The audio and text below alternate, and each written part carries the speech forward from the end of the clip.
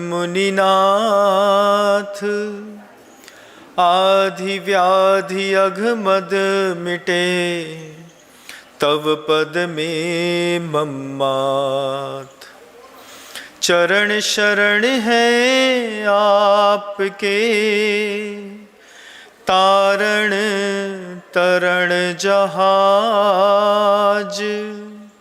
भव दधि तट तक ले चलो, करुणा कर जिन राज।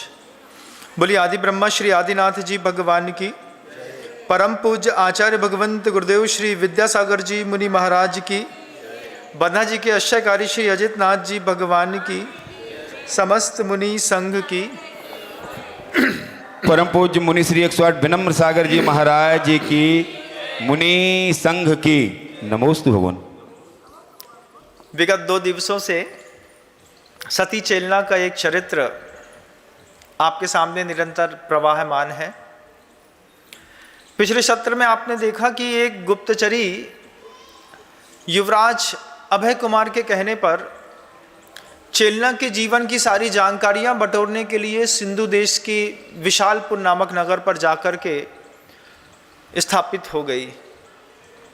गुप्तचरी पहले तो चेलना के जीवन की बाहरी जानकारियां इकट्ठी कर रही थी। उसका सौंदर्य कैसा है, उसके हाव भाव कैसे हैं, उसके हृदय की कोमलता कैसी है, उसके मित्र कैसे हैं, उसका लाइफस्टाइल कैसा है, कैसी दिनचर्या है, ये सब चीज़ें तो शुरुआत में पता किया।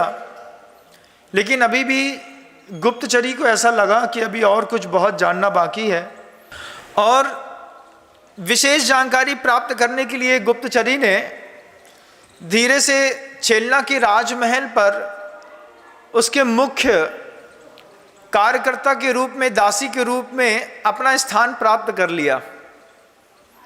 और जब मुख्य दासी के रूप में स्थान प्राप्त कर लिया, जैसे घर के आपके अंदर के कर्मचारी वर्ग अमात्य नौकर होते हैं, वे नौकरों ने जैसे स्थान प्राप्त करने से नौकरों को पता रहता है कि सेठ जी कहाँ सोते हैं, कहाँ उठते हैं, कहाँ बैठते हैं, कहाँ उनका कैश रखा रहता है, घर में कितने कमरे हैं, छत जाने का रास्ता क्या है। जैसे आपके घर के नौकर लोग बिना कहे आते तो वो अपने धनोपार्जन के लिए हैं, लेकिन और भी बहुत कुछ जानकारियाँ आपके स्वभाव के बारे में, परिवार के बारे में, संख्या के बारे में, बल के बारे में, शक्ति के बारे में आपके नौकरों को सब पता चल जाती है। इसलिए जितने भी राजा महाराजा होते हैं, इनके मुख्य जो भी काम करने वाले भृत्य वर्ग होता है, वो निरंतर प्रतिदिन बदलता रहता है। माननीय नरेंद्र मोदी जी को देख लीजिए, या फिर कितने भी हाई सिक्योरिटी वाले लोग भी हैं, ये भी प्रतिदिन वही ऑफिसर वहाँ पर काम नहीं करता, क्योंकि उनको सब पता चल जाता है धीरे धीरे, तो सबको कुछ पता ही नहीं चलने देते कुछ लोग। लेकिन उस गुप्तचरी ने कुमारी चेलना के अंदर के रनिवास पे अपना एक दासी का मुख्य स्थान प्राप्त कर लिया। दासी ने जितने दिनों तक बाहर रह करके अपनी जानकारियों को इकट्ठा किया, वो अपने आप में तो जानकारी वाली थी ही, लेकिन अंदर की जानकारी जब दासी को प्राप्त हुई तो दासी बड़ी आश्चर्यचकित हो गई। दासी स्वयं सोचने लगी कि जीवन में वास्तविक सत्य कुछ और होता है और भाव सत्य कुछ और होता है। कई बार आप देखते हैं कि किसी के सामने कोई क्रोध कर रहा है, या किसी ने किसी की हिंसा कर दी है, या फिर कोई किसी को दुखित या दलित कर रहा है, ये वास्तविक सत्य आंख से दिखाई देने के बावजूद भाव सत्य कुछ और होता है। और भाव सत्य की ऊंची एक होती है संभावना सत्य। वो संभावना सत्य तो जीवन में कुछ और ही होता है बंधुओं। वास्तविक सत्य में देखा गुप्तचरी ने कि चेलना अत्यधिक सुंदर है, चेलना की समृद्धि बहुत अच्छी है, चेलना का कंठ बहुत मीठा है, चेलना के मित्र बहुत अच्छे हैं, चेलना का सौंदर्य के साथ उसके कपड़ों के, वस्त्रों के पहनने के तरीके बहुत अच्छे हैं। ये सब सत्य था, वास्तविक भी था, लेकिन ये चेलना का भाव सत्य नहीं था। आप लोगों भी घर के अंदर देखिएगा, कितने अच्छे लोग होते हैं, बहुत अच्छे कपड़े पहनते हैं, सोने की अंगूठियां पहनते हैं, अच्छी गाड़ियों में घूमते हैं। उनके जीवन का एक पहलू सत्य के रूप में वास्तविकता दिखाई देती है, लेकिन उनका भाव सत्य कभी दिखाई नहीं देता। लेकिन एक हर समझदार प्राणी को किसी के जीवन का वास्तविक सत्य के पीछे का एक भाव सत्य भी देखना चाहिए। मीठे शब्दों में मीठे हाथ फेरता हुआ बधिक जब बकरे के गले पर हाथ फेरता है तो वास्तविकता में सत्य तो दिखाई देता है कि वो गले में हाथ फेर रहा है, लेकिन भाव सत्य क्या कहता है कि हाथ फेरने के बाद जब ये गला काटेगा तो ये बधिक, ये बकरे को बड़ी परेशानी होगी। ऐसे ही कई बार जीवन में क्रोध के पीछे का प्रेम और कई बार प्रेम के पीछे का क्रोध, ये दोनों हम देख नहीं पाते हैं बंधुओं। उस गुप्तचरी ने भी शुरुआती दौर पर बाहर का वह सत्य देखा जो देखने योग्य था, दिखाई देता था, लेकिन जब भाव सत्य की ओर वह गुप्तचरी ने गई, अंदर की दासी के रूप में बनकर के उसने प्रवेश किया, तब दासी को लगा कि चेलना जितनी सुंदर शरीर से दिखाई देती है उससे भी सुंदर है चेलना की आत्मा। चेलना की आत्मा का सौंदर्य दासी ने, उस गुप्तचरी ने अंदर जाकर के पता किया। सप्तमी का दिन था। चेलना पूजा इत्यादि करके प्रभु जी की जब मंदिर से वापस लौटी तो वो गुप्तचरी भी साथ में थी। सुबह का नीरस भोजन चेलना का करके देख करके दासी को आश्चर्य हुआ। आश्चर्य होने के साथ ही दासी, चूंकि वो पूरे दिन साथ में रहती थी, देखा कि चेलना ने शाम के समय भोजन नहीं किया।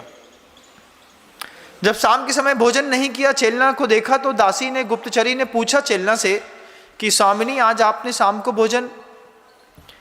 तब चेलना ने कहा कि कल पर्वों की एक अधिष्ठाता पर्व, एक तिथि माह में सिर्फ 2 बार मौका मिलता है, अष्टमी का 2 बार मौका मिलता है, मात्र चतुर्दशी का, और हम जैनों के कुलों में प्रोषधोपवास करके एक व्रत का पालन किया जाता है। गुप्तचरी ने तो कभी सोचा भी नहीं था कि घर के अंदर रह करके, जहां पर 24 घंटे खाने पीने की सुविधा उपलब्ध होती है, वहां पर कुछ साधक ऐसे भी होते हैं कि घर के रखे अन्न को सामने रखे होने के बाद भी वो खाते नहीं है, क्योंकि गुप्तचरी तो किसी अन्य मत की अनुयायी थी। पहली बार जैन दर्शन में, जैन मत के मानने वाले किसी श्रावक के घर के अंदर प्रवेश करके उसने वो सौंदर्य भी देखा कि भोजन भोग के बीच में रह करके भी जैन योगी जैसा जीवन जी रहा है।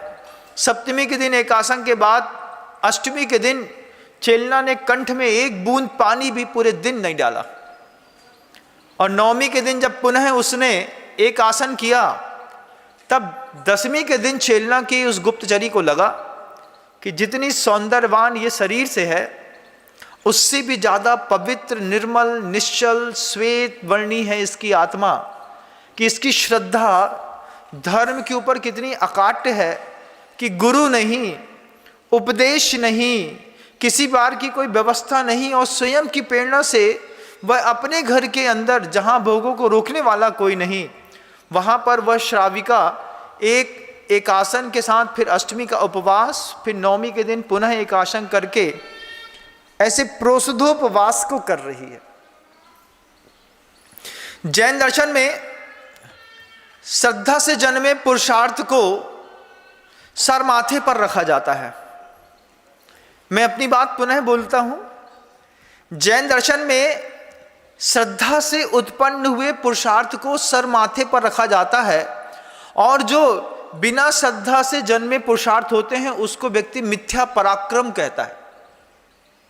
श्रद्धा से जन्मा पुरुषार्थ है जैन दर्शन का प्रोषधोपवास, और मिथ्या पराक्रम है जिसमें किसी श्रद्धा की जरूरत नहीं पड़ती, जिसमें किसी दैवी सहयोग की जरूरत नहीं पड़ती, जिसमें पुण्य की जरूरत नहीं पड़ती, जो आप दिन भर करते रहते हैं, दुकान में बैठ करके पैसे कमाना, झूठ बोलना, व्यवसाय करना, इन सारी चीज़ों को करने में, ये सब दुनिया का मिथ्या पुरुषार्थ है बंधुओं।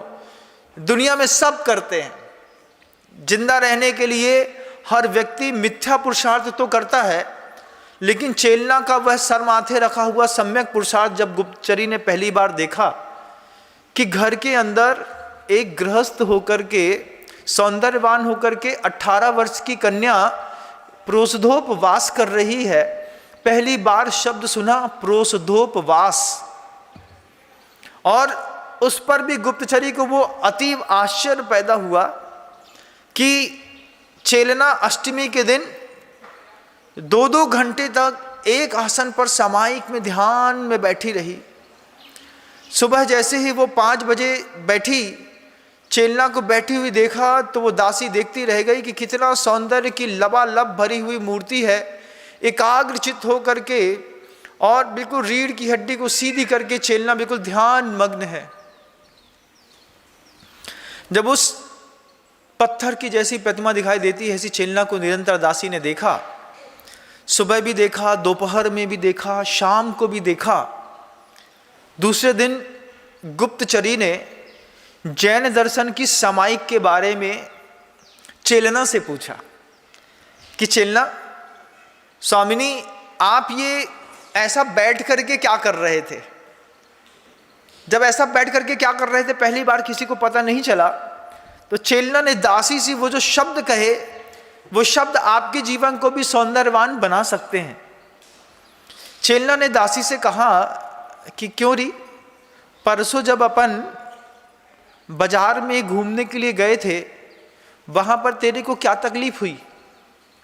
तब वो दासी कहती है कि बाजार इतना अस्त व्यस्त और भरा पड़ा था कि मार्ग से निकलने पर अपने को दिक्कत हो रही थी।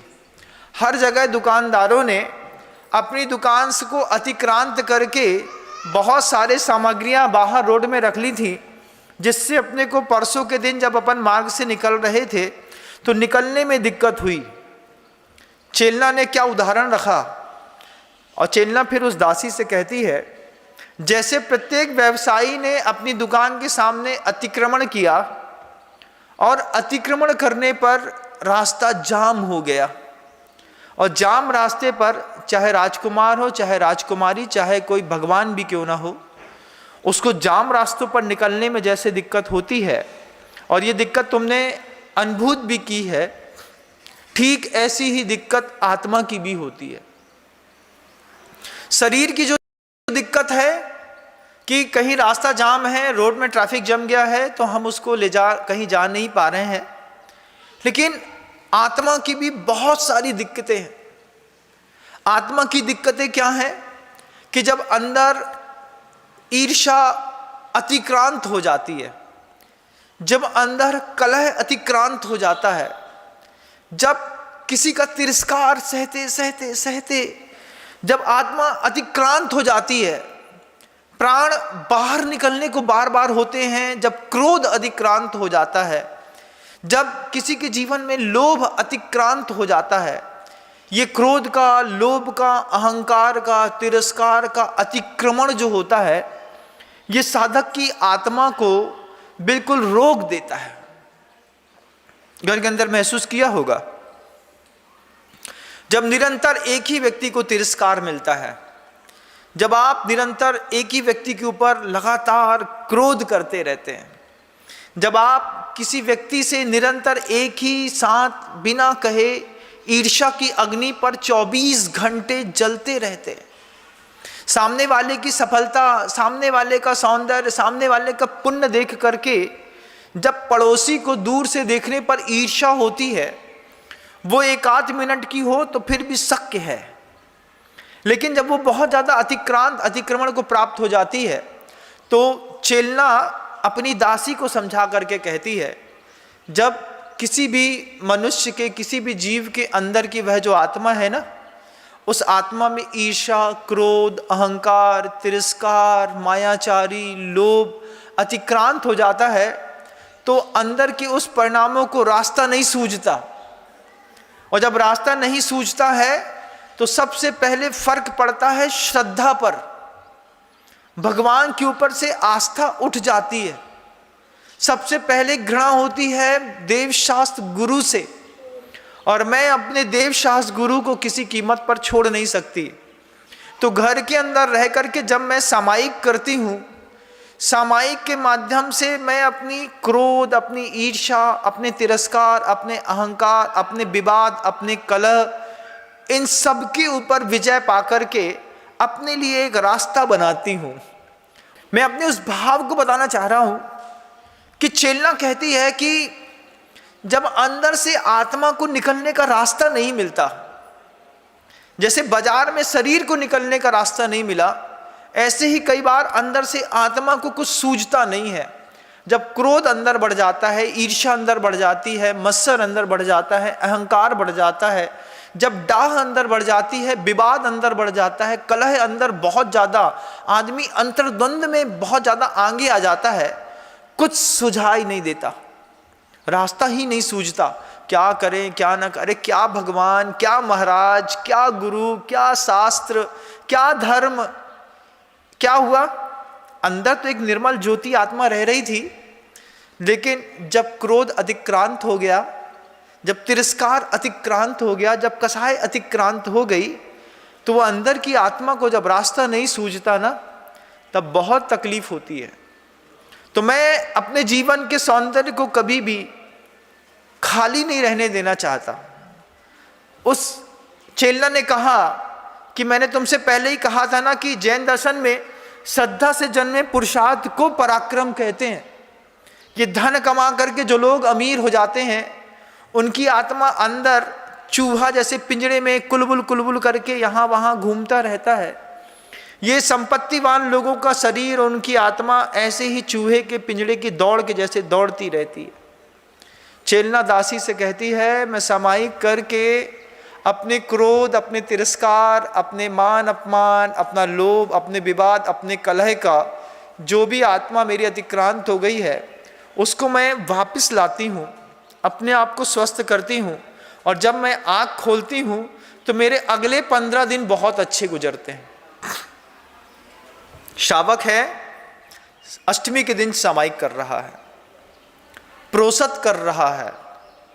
जब गुप्तचरी ने देखा कि इतनी ऊंची विचारधारा चेलना की है, गुप्तचरी सोचती रह गई, कहाँ हमारे सम्राट, कहाँ हमारे वे युवराज अभय कुमार, कहाँ वे महाराज सैनिक, जिनको जैन दर्शन के इस सौंदर्य के बारे में ए फॉर एप्पल भी नहीं पता है, ये चेलना को वहाँ बुला करके क्या करेंगे, चेलना तू वहाँ जाके क्या करेगी। ऐसी वो गुप्तचरी खुद सोचती है इस बात को। वो तुलना करती है कि कहाँ मेरे महाराज, जिनको इस बात के सौंदर्य के बारे में पता तक नहीं है, जहाँ वो वासना की आग में जल रहे हैं, वहीं ये चेलना ने अपने अंदर उपासना की ऐसी ज्योति जला करके जली है कि इस उपासना की ज्योति में वो वासना की आग अगर गिरेगी तो भगवान कहीं ऐसा ना हो कि उपासना की ज्योति नष्ट हो जाए। गुप्तचरी हो करके ऐसा सोचती। आप लोग भी कभी सोचिएगा, ये जो मिथ्या पराक्रम है ना, जिसके लिए आप 24 घंटे हापाधापी में सुबह 6 बजे से लेकर के रात को 12 बजे तक, कभी रात को 2 बजे तक, कभी 3 बजे तक, कभी 24 घंटे दौड़ते रहते हैं, आचार्य भगवंत इसको मिथ्या पराक्रम कहते हैं। सत पराक्रम क्या है, सत पुरुषार्थ क्या है कि सामायिक के माध्यम से अपनी आत्मा को निकलने का रास्ता खोजिएगा। उस रास्ते के माध्यम से, जिस माध्यम से कसाय के भाव से मुक्त होकर के आत्मा पुनः प्रसन्न हो जाती है, स्वस्थ हो जाती है, सत्वेशी मैत्री का गीत अंदर से गुनगुनाती है। वो चेलना जब निरंतर इन पुरुषार्थों पे लगी रही, स्कूलों में ये शिक्षाएं नहीं मिलती बंधुओं। स्कूलों में सिर्फ physics, chemistry, math, biology, science पढ़ा दिया जाता है। और मैंने पहले ही कहा था ना कि संपन्न परिवार के बच्चों की शिक्षा में और विपन्न परिवार के बच्चों की शिक्षा में अंतर होता है। दोनों बच्चे एक स्कूल से, एक ही शिक्षक से एक ही शिक्षा ग्रहण करें, ये संपन्न परिवार के लोगों के प्रति अन्याय है। जिनको धन कमाने की कोई लालसा लिप्सा नहीं है, जिनको पता है कि हमारे घर के अंदर पर्याप्त व्यवस्थाएं हैं, अनुकूलताएं हैं, उनको स्कूली शिक्षा से हट करके इस तरीके की अपने आप की सेल्फ बॉडी बिल्डअप करने की एक शिक्षाओं के ऊपर अपना ध्यान फोकस करना चाहिए। और वो करते भी हैं, आप भी करते होंगे। लेकिन मैं वो चेलना का वो सौंदर्य दिखा रहा हूँ जिसमें चेलना का प्रोसोधोपवास, जिसमें चेलना की वह अद्भुत समाई, जब पहली बार उस गुप्तचरी को पता चला कि क्रोध को कंट्रोल करने के लिए ध्यान किया जाता है, अहंकार तिरस्कार को नियंत्रित करने के लिए ध्यान करके वास्तव में अंदर से हम आत्मा एक रास्ता खोज लेती है। घर के अंदर कितना भी झगड़ा हो रहा हो कितना भी झगड़ा हो रहा हो, आप झगड़े के माहौल से हट करके मंदिर में आकर के प्रार्थना स्तोत्र पाठ शुरू कर दीजिए। प्रार्थना आदमी के मेंटल स्ट्रेस को भी कम करती है। जब लगे कि फैमिली स्ट्रेस बहुत बढ़ गया है तो प्रार्थना के माध्यम से आप उस स्ट्रेस को कम कर सकते हैं, स्तोत्र पाठ के माध्यम से उस स्ट्रेस को कम कर सकते हैं। आप पूजन अभिषेक शांति धारा के माध्यम से, ध्यान के माध्यम से, सामायिक के माध्यम से अपने उस स्वभाव को कम कर सकते हैं, जो विभाव को कम कर सकते हैं जो स्वभाव के रूप में दिखाई देता है। ये किया जाता है, लोग करते हैं, गृहस्थ करता है। बंधु, सिर्फ साधु ही साधना करता है ऐसा नहीं है, गृहस्थ भी इस तरीके की साधना अंतर्मुखी होकर के करता है, फिर अपने बाहरी पराक्रम को भी आकार देता है और अंदर के पराक्रम को भी आकार देता है। बाहर की कार निकलने के लिए भी रास्ता निकलता है और कार के अंदर बैठी हुई आत्मा को निकलने के लिए भी संसार से एक रास्ता दिखाई दे जाता है। यह जैन दर्शन का सौंदर्य है। दासी ने देखा कि प्रोषदोपास कर लिया, समाई कर ली। दासी ने चेलना से कहा कि चेलना, आज आपका उपवास है, चलिए उपवन में घूम करके आते हैं, थोड़ी ताजी हवा आपको मिलेगी, तो ताजी हवा से आपके उस उपवास की गर्मी के कारण आपको शीतलता महसूस होगी, आपको अच्छा लगेगा। दासी का भाव चेलना के प्रति अच्छा था, लेकिन चेलना के वे शब्द सुनकर के दासी पुनः आश्चर्यचकित हो गई। चेलना ने कहा कि आज मेरा देशावकाशिक व्रत है। देशावकाशिक व्रत को सुनकर के शब्द पहली बार सुना था उस गुप्तचरी ने। चेलना ने कहा, आज मेरा संकल्प है, आज मैं अपने इस कमरे से बाहर नहीं निकलूंगी, ना राजमहल जाऊंगी, ना उद्यान में जाऊंगी, ना माँ के पास जाऊंगी, ना भोजनशाला जाऊंगी, मुझे कहीं नहीं जाना है, आज मैं पूरे दिन इसी कमरे में रहूंगी। गुप्तचरी ने पूछा कि यह भी कोई व्रत होता है? तब चेलना कहती है कि हाँ, श्रद्धा के साथ जिस धर्म में हम अनुपालन करते हैं उसमें हम जैसे गृहस्थ अपने घर के अंदर भी इस प्रकार की मर्यादा सुबह सुबह ही बांध लेते हैं। 9 बार नमोकार मंत्र पढ़ के हम संकल्प कर लेते हैं कि आज जब हम मंदिर से पूजन इत्यादि करके वापस आएंगे तो पूजन इत्यादि करने के बाद जब देख लिया कि घर के अंदर आज कोई विशेष काम नहीं है, कोई उपद्रव नहीं है, किसी प्रकार के विशेष कर्म को नहीं करना है, तो गृहस्थ प्रतिदिन अपने घर के अंदर रह करके भी एक मर्यादा खींचता है कि आज मैं अपने घर की देहरी से बाहर पैर ही नहीं रखूंगी। एक बार मर्यादा खींच ली, जैसे सीता के लिए लक्ष्मण रेखा खींची गई थी, वह लक्ष्मण रेखा तो सीता के लिए लक्ष्मण ने खींची थी, लेकिन जैन दर्शन की लक्ष्मण रेखा शावक खुद अपने लिए खींचता है और उसका निर्दोषता पूर्वक पालन भी करता है। जब चेलना ने कहा कि मेरा देशावकाशिक व्रत है और आज मैं इस कमरे से बाहर नहीं जाऊंगी, तो दासी कहती है कि रंच मात्र के लिए भी बाहर नहीं जाएंगे? हाँ, आज पूरा दिन नहीं जाऊंगी, अब कल सुबह जब नहा धो करके जब मंदिर जाना होगा तभी मैं इस कमरे से बाहर पैर निकालूंगी। तो दासी पूछती है चेलना से आश्चर्यचकित होकर के, ये भी कोई व्रत है भला? बोली हाँ, जिस दिन प्रोषदोपवास हो, सामायिक ध्यान से अपने आत्मा को नियंत्रित किया हो, और उस दिन ही नहीं अन्य दिनों में भी मैं संकल्प करती हूँ कि 1 कमरे से 2 कमरे से 5 कमरों में अपने घर से, घर की देहरी से, घर की पहली चौखट से बाहर नहीं जाऊंगी, घर की दूसरी चौखट से बाहर नहीं जाऊंगी, घर की तीसरी चौखट से मुख्य दरवाजे से बाहर नहीं जाऊंगी। इस तरीके का जब देशावकाशिक व्रत के बारे में उस गुप्तचरी ने सुना तो गुप्तचरी सोचती रह गई कि ये देशावकाशिक व्रत जो इसके पिता के घर में पल रहा है, अगर ये मेरे महाराज के भाग्य से उनकी रानी बन गई तो वो वहां पर कैसे पालन करेगी। दुनिया में जितने भी जैन कुल की बहनें संकल्प लेती हैं उनका आजीवन उनके विवाह तक होता है, इस बात को आप ध्यान रखिएगा। आपने कभी गुरु के सामने संकल्प ले भी लिया कि महाराज हमारा आजीवन त्याग है, आप कई बार भावावेश में ले लेते हैं, लेकिन वे कुंवारी कन्याएं जो होती हैं जैन कुल की, उनका एक जीवन उसके पिता के घर तक होता है, पिता के घर के अंदर लिए गए संकल्प पिता के घर पर छोड़ करके जाइएगा। और जब आप दूसरे गृहस्थ जीवन में प्रवेश करें, आपने मान लीजिए यहाँ पर आलू प्याज का त्याग कर दिया है, यहाँ पर आपका रात्रि भोजन का त्याग है, यहाँ पर आपका देव पूजन का नियम है, तो यहाँ का नियम यहीं तक रखिएगा बंधु। जितनी भी दुनिया की बेटियाँ इस संयमित नियम का पालन करती हैं, उनको भी मैं ये बात कहना चाहता हूँ कि ये नियम का पालन यहीं तक। जब ससुर के घर में, पति के घर में पहुँचे तो दोबारा उन नियमों की एक बार संकल्पना की जाती है गुरुओं के समक्ष जा करके। साथ में पति को भी ले जाया जाता है और पति से भी पूछा जाता है, मैं रात्रि भोजन का त्याग करना चाहती हूँ, आप अनुमति दे दो। मैं ब्रह्मचर्य व्रत का पालन करना चाहती हूँ, आपकी अनुमति है। हर चीज, व्रत नियम संयम भी दाम्पत्य जीवन में प्रवेश करने के बाद पति से पूछ के किए जाते हैं। मान लीजिए आपका रात्रि भोजन का त्याग है और आपके पति ने मना कर दिया, फिर आपका धर्म ध्यान करना बड़ा मुश्किल होता है। कई बार घर में इसी बात को झगड़े हो जाते हैं कि पति कहता है तुम्हें आलू खाना पड़ेगा और पत्नी कहती है मेरा आलू का त्याग है। क्या करें? जितनी भी कुंवारी बेटियां होती हैं ये विवाह से पहले तक के संकल्प किया करें, कभी भी करें, महाराज जब तक शादी नहीं होगी तब तक मेरा आलू प्याज का त्याग है। बात के मुझे पता नहीं है, अगर मेरी शादी होने के बाद मुझे अनुकूल वर मिला तो मैं अपने पति के साथ आकर के पुनः आपके चरणों में इस त्याग को निरंतरता बना के रखूंगी। ऐसे संकल्प किए जाते हैं। उधर चेलना का अपना संकल्प था देशावकाशिक व्रत का। वो प्रतिदिन कुछ न कुछ अपनी मर्यादा सुबह सुबह ही घर के अंदर बांध लेती थी।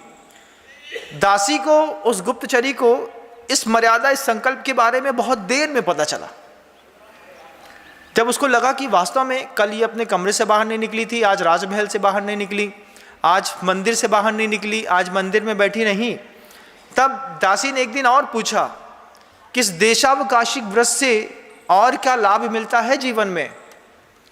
तब वो जो चेलना बात कहती है कि देशावकाशिक व्रत का एक संकल्प कर लिया, 9 बार पंच परमेष्टि भगवंतों का स्मरण करके जाप दे करके कायोत्सर्ग पूर्वक हमने संकल्प कर लिया कि मेरा इसके बाहर का त्याग है। उस वक्त आप महाव्रती के जैसे आचरण वाले हो जाते हैं। जैसे दिगंबर साधुओं का आजीवन त्याग है, ऐसा मेरा भी एक दिन का त्याग है। उसके दुनिया में बाहर कितनी भी हिंसा हो रही हो, कितना भी अपराध हो रहा हो, कितना भी पंच इंद्रिय और स्थावर इत्यादियों के बारे में विराधना हो रही हो, ये आत्मा, ये जीव उस सारी विराधना से पूर्णतः मुक्त रहता है। पुरुष वर्ग भी ऐसा कर सकते हैं। जब आपको लगे कि हमें आज दुकान से कहीं बाहर नहीं जाना है तो आप भी संकल्प ले सकते हैं कि भैया अपना तो दुकान, घर से दुकान, दुकान से घर का नियम है। बोले सुबह सुबह बच्चे को नियम दे दो, सो नियम ले लो, आज से घर से दुकान, दुकान से घर आएंगे, तो उसको भी समझ में आएगा कि यहाँ नहीं भटकना, यहाँ नहीं भटकना, यहाँ नहीं भटकना। नहीं तो पूरे गांव का राउंड मारते रहते हैं बच्चे। क्या करते हैं? एक बाइक ले लेंगे, 2 लीटर पेट्रोल ले लेंगे, कुछ काम नहीं है तो बस हवा खाने के बहाने चमारों की गली में, कहाँ की गली में घुस गए। अब वहाँ पे राउंड मार रहे हैं। क्या कर रहे हैं? अरे कुछ नहीं, कुछ काम नहीं था तो घूमने गए। अब कुछ काम नहीं था तो घूमने के बहाने तुमने जितना चक्का चलाया उतनी जीव को मारते मारते निकल गए, फालतू में पाप के भागी बन गए। लेकिन जैन दर्शन बोलता है इस बात को कि अगर आपको कहीं यदवा तदवा काम नहीं है तो आप अपनी शक्ति का, अपने पराक्रम का उपयोग करिए। श्रद्धा के साथ किया गया पराक्रम है। ये भी एक पराक्रम है कि हम संकल्प लेते हैं दुकान से घर जाएंगे, दुनिया में कहीं नहीं जाएंगे, और अपने मन को संभालना उस वक्त कि हमारा नियम था दुकान से घर, घर से दुकान जाएंगे और कहीं नहीं जाएंगे। उस वक्त जो अपने आत्मा के परिणामों को रोक करके हम वापस घर में जाके खड़े हो गए, इसको कहते हैं पराक्रम। वो पराक्रम नहीं है कि बुलेट खरीद ली, बुलेट नहीं चलाने के पराक्रम को पराक्रम कहते हैं कि भोग और उपभोग की सामग्रियां सामने हैं, लेकिन आज का मेरा त्याग है। मेरी स्त्री मेरे बगल में सो रही है, लेकिन आज मेरा ब्रह्मचर्य का नियम है। आज इसके सिर पे हाथ तो फेरूंगा, लेकिन ये सोच करके फेरूंगा कि मैं अपनी बहन के सिर पर हाथ फेर रहा हूं। इस विचारधारा के साथ बगल में सोने वाली पत्नी में बहन की कल्पना करके और दार्शनिक जीवन जीने की व्यवस्था जो जैन दर्शन में है, अन्य दर्शनों के लोग तो ऐसी सोच को कभी ले जा ही नहीं सकते। कहाँ पर वो कहीं दासी का काम करती है, कहीं रंभा का काम करती है, कभी मंत्री का काम करती है, कभी माता का काम करती है, कभी पुत्री का काम करती है, कभी प्रेषी का काम करती है। मैं हमेशा कहता हूँ कि हर आदमी में होते हैं 10-20 आदमी, हर आदमी में होते हैं 10-20 आदमी, जिसको भी देखना कई बार देखना। ये गुरु जब अपने कमरे में बैठ करके सामायिक कर रहे हैं तो साधक है, लेकिन जब वो आपको अपनी समितियों का पालन करते हुए आपके जीवन के अभ्युदय के मार्ग को विकसित करने के लिए कोई उपदेश दे रहे हैं, तो उसको उस वक्त साधु न समझ करके जब हम अपना भाई समझ ले, मेरा बड़ा भाई है, मुझे अच्छे से समझा रहा है, मुझे बड़े भाई की बात मान लेनी चाहिए। हर आदमी में होते हैं 10-20 आदमी। हम लोग गुरुदेव में हमेशा गुरु ही नहीं देखते कि वो आचार्य ही है। कई वक्त ऐसा होता है कि लगता है कि बस पिता होते और इतने अच्छे होते तो कितना अच्छा। फिर सौभाग्य है कि हमको इतने अच्छे पिता मिल गए। कभी उनको पिता देखो, कभी उनके अंदर जब उनकी सेवा करते हैं तो सेवा के वक्त वो भाव आता है कि इतनी सेवा करो, इतनी सेवा करो कि जितनी सेवा एक गर्भवती स्त्री अपने पुत्र के लिए करती है वैसी विचारना करती है। 24 घंटे अंतर्मन के वो परिणाम रहते हैं। दुनिया में साधु कहीं भी रहें, उनका परिणाम उनके गुरु की तरफ रहता है कि मेरे गुरु कैसे होंगे, जैसे आप सोचते हैं कि कैसे होंगे। हर आदमी में होते हैं 10-20 आदमी। वहां पर भी वो अपने आप में देशावकाशिक व्रत की सुंदरता, प्रोषदोपवास की सुंदरता, सामायिक की सुंदरता अपने आप में जैन दर्शन की शान है। और ये शान ऐसा नहीं है कि सिर्फ साधु उपयोग में लाता है। श्रावक घर के अंदर रह करके इसका प्रयोग करता है। वो गुप्तचरी देखती रह गई कि ऐसा भी होता है। हाँ, ब्रह्मचर्य व्रत के संकल्प की ऐसी भी पालना होती है कि बगल में बैठी स्त्री के सिर पर माथा फेर रहे हैं, माथा में हाथ फेर रहे हैं, और हाथ फेरते फेरते वो दृष्टिकोण बदल जाने से वस्तु तो वही रहती है, और दृष्टिकोण बदलता है तो अंदर की सृष्टि में इतना परिवर्तन आता है कि कुछ न पूछिए। पति पत्नी होने के बावजूद व्रत ले लिया है और सिर में दर्द है, कहीं पीठ में दर्द है, कहीं पत्नी की पीठ में दर्द है या पति की पीठ में दर्द है। तो महाराज जब हमारा ब्रह्मचर्य व्रत है, बिल्कुल है, उसके बाद भी आप वैयवृत्ति करिए, एक दूसरे की विकार भाव से मुक्त होकर के करिएगा। वो वैयवृत्ति भी मानी जाती है और व्रत का निर्दोष पालन भी माना जाता है। मैं हमेशा कहता हूँ कि महाव्रती बनकर के, दिगंबर मुनि बनकर के धर्म का पालन करना बहुत सरल है, बहुत सरल है। साधु बनकर के धर्म का पालन करना सर्वाधिक कठिन है। गृहस्थ में रह करके जिनेंद्र भगवान की आज्ञा को जी जाना, जहां पर स्त्री मिलती हो, अनछना पानी बगल में रखा हो, क्रोध मान माया लोभ के अवसर प्रत्येक पल पर आ रहे हो, हर श्वास में कसाय अंदर प्रवेश कर रही हो, अहंकार बाहर निकल रहा हो, उस वक्त अरिहंत शरणम पवज्जामि, सिद्ध शरणम पवज्जामि, चातारी लोगुत्तमा, अरिहंता लोगुत्तमा, सिद्धा लोगुत्तमा, ये शब्दों को जीना, मंदिर में बैठ करके जीना बहुत सरल है बंधुओं। साधु बन के धर्मात्मा बनना बड़ा सरल, लेकिन गृहस्थ बन के धर्मात्मा बनना बड़ा कठिन है। और गुप्तचरी ने देखा कि ये गृहस्थी में इतनी बड़ी धर्मात्मा है कि घर के अंदर रह करके प्रोषदोपवास करती है, सामायिक करती है, उदाहरण देती है कि जैसे रास्ते में जाम लग जाता है अतिक्रमण के कारण, ऐसी आत्मा में जाम लग गया है, आत्मा के जाम को मुक्त करना भी मेरा कर्तव्य है। हमने तो कभी सोचा भी नहीं कि घर के अंदर सामायिक करके अपनी आत्मा की उस निर्मलता को फिर से प्राप्त कर सकते हैं। जिसके ऊपर क्रोध आता है, हजारों सामायिकों के स्थान में ऐसे बैठ तो गए, लेकिन अगर अंदर के क्रोध को नष्ट ना कर पाए, ईर्ष्या को नष्ट ना कर पाए, हर काम में कई बार ऐसा लगता है कि घर के लोग कोई काम करते हैं, सामने वाला लगता है मेरे को जलाने के लिए ये काम कर रहा है। अरे कोई जलाने वलाने के लिए काम नहीं कर रहा है, बड़े तो बड़ा अपना काम कर रहे हैं। आप कैसा लगता है जलाने के लिए काम कर रहे हैं। आपकी सामायिक उस समय आपको सहयोग प्रदान करती है कि आप अपनी सामायिक के माध्यम से अपने आप को सहयोग दीजिए। अहमिखो कलु शुद्धो दंसन नान मयो सदा रूबी पुग्गल कम्मम रागो तस् विवाह गोदेयो हवदियेसो न द्वेष मज्ज भावो जानक भावो दु अहमिखो पुग्गल कम्मम मोहो पुग्गल कम्मम लोहो पुग्गल कंगम कसायो तस् विवाह गोदेयो हवदियेसो न द्वेष मज्ज भावो जानक भावो दु अहमिखो। साधना का, ज्ञानी होने का यही तो एक परचम है कि विपरीत परिस्थितियों में जब आदमी ये अपने आप को ये सोचता है न द्वेष मज्ज भावो जानक भावो दु अहमिखो, मैं सिर्फ इस भाव का जानने वाला हूं, ये भाव मेरा नहीं है। किसी भी निमित्त को पाकर के अगर उपादान में कसाय पैदा हो गई तो निमित्त की शक्ति ज्यादा हो गई कि उपादान की शक्ति ज्यादा हो गई? चेलना गुप्तचरी को समझाती है कि बोल किसकी शक्ति ज्यादा है, निमित्त की कि उपादान की? अब गुप्तचरी को तो पता भी नहीं कि कोई निमित्त भी कोई चीज होती है, उपादान भी कोई चीज होती है। जैन दर्शन की ऐसी शब्दावलियां हैं, वो कहती है उपादान में अनंत शक्तियां हैं, उस अनंत शक्ति में से विभाव परिणति को तुमने बाहर ला करके कसाय को, क्रोध को, मान को, तिरस्कार को, अहंकार को सामने रखा। इसके अंदर क्षमा, दया, वात्सल, प्रेम, अहिंसा, करुणा बहुत कुछ है। निमित्त से प्रभावित होकर के कसाय की पैदा ना करके क्षमा पैदा करो। जिसकी व्यक्ति के प्रति कसाय पैदा हो रही है उसको अपना पुत्र मानो। अरे हमारा बच्चा है, घर का छोटा भाई होता तो कैसा करता? घर को मान लो घर के पिता होते हैं, कई बार पैरालाइज्ड हो जाते हैं, उनका निर्वाह करना पड़ता है कि नहीं? ऐसा भी सोच करके अगर प्रभावना करी, भावना करी, अपने आप को स्वस्थ किया, तो कम से कम हमारा भला तो बहुत अच्छे से हो जाएगा, सामने वाला का सामने वाला जाने। जब गुप्तचरी ने कुछ दिनों में चेलना के अंदर की सामायिक की, प्रोषद की, चेलना के अंदर की देशावकाशिक वृत्ति की शक्ति देख ली, अब एकमात्र और शक्ति थी जो चेलना अपने प्रयोग में लाने वाली थी, जिसको कहते हैं वैयावृत्ति की शक्ति।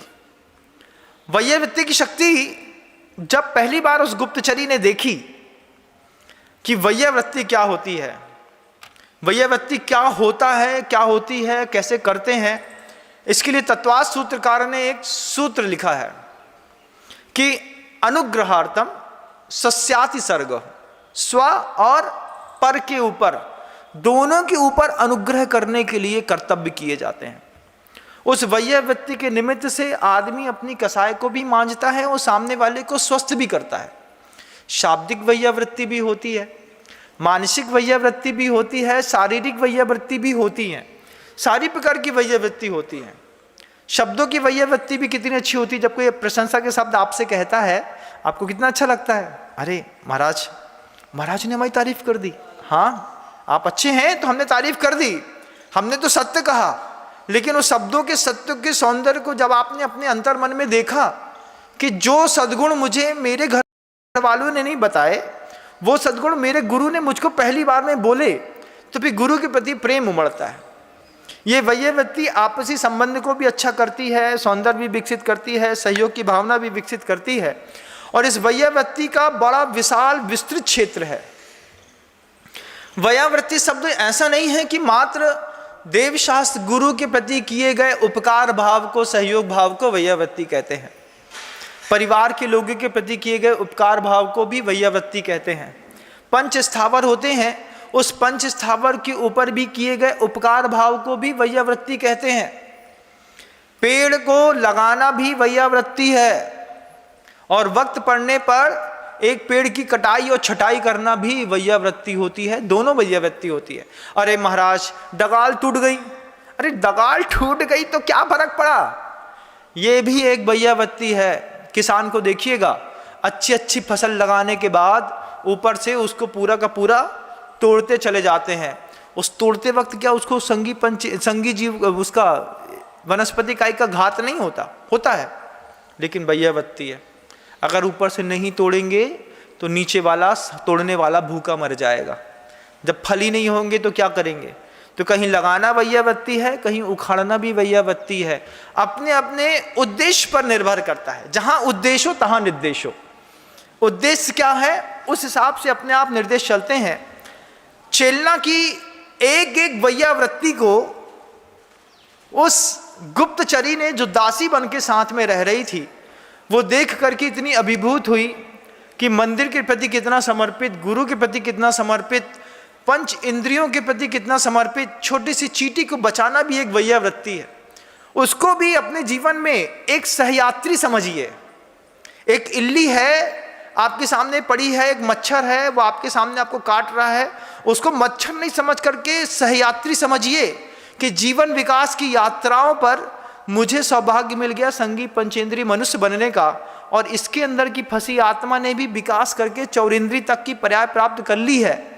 कल ये यहाँ से छूटेगी तो संगी पंचेंद्रीय बन करके पता नहीं यही मच्छर कहीं चक्रवर्ती न बन जाए, तीर्थंकर न बन जाए, तो किसी भी जीव को सहयात्री समझिए, कभी भी उसको सहयोगी समझिए, और इस तरीके से उस जीव की प्राण की रक्षा करना भी वैयावृत्ति होती है। उन 4 शब्दों के सौंदर्य को वो गुप्तचरी धीरे धीरे देख पाई, लेकिन गुप्तचरी थी तो अभय कुमार की, दीवानी हो गई चेलना की।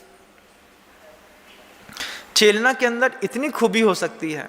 शुरुआत में मैंने वो शब्द कहे थे कि वास्तविक सत्य से अद्भुत होता है भाव सत्य, और भाव सत्य से भी और अद्भुत होता है संभावना सत्य। जब उस गुप्तचरी ने चेलना के उस भाव सत्य को देखा कि बाहर से इतनी सौंदर्यवान रूपवती होने के बाद ये अंदर से भाव सत्य में कैसी और उज्जवल और पवित्र व्रता है, कितनी इतने आप में अपने पवित्र व्रतों का पालन करने वाली है। गृहस्थ होकर के जिन शासन के नियमों का लोग तो सिर्फ मंदिर में पालन करते हैं, ये अपने घर के अंदर प्रयोगात्मक धर्म को पालन करती है। गुप्तचरी ने परोक्ष रूप से चेलना के पैरों में बारंबार नमस्कार किया। चेलना का एक और दिवस, एक सूर्य उदय होकर के आ रहा था। आज एक नए प्रकार का माहौल चेलना के जीवन में बना। वो क्या माहौल था, इसको जानने के लिए हम पुनः उपस्थित होंगे। शब्दों को विराम देता हूँ, क्योंकि समय की अपनी सीमा होती है। सीमा को अतिक्रांत करने पर हमेशा अपराध बोध होता है। कल पुनः आपके सामने चेलना के संवाद का प्रवाह जारी रखने का प्रयास करूँगा। YouTube के माध्यम से आप मुझे पूरी दुनिया के लोग सुनते हैं, और एथेंटिक रूप से सिर्फ मैं मात्र YouTube पर उपलब्ध हूँ। किसी भी अन्य चैनलों पर कहीं पर भी कोई शॉर्ट्स निकलता हो मेरा, उसमें कोई कंपोजिंग भी हो सकती है, उसके लिए मैं जवाबदार नहीं हूँ। अपने शब्दों को, मेरे शब्दों को संभाल करके सुनने समझने का प्रयास करें। शब्दों को विराम देता हूँ। गुरुदेव श्री विद्यासागर जी महाराज की। जा वाणी के ज्ञान से सूझे लोकालोक, सो वाणी मस्तक नमुन सदा देत हूँ धोख। हे जिनवाणी भारती तो हे जपो दिन रैन, जो तेरी शरणा गहे सो पावे सुख चैन।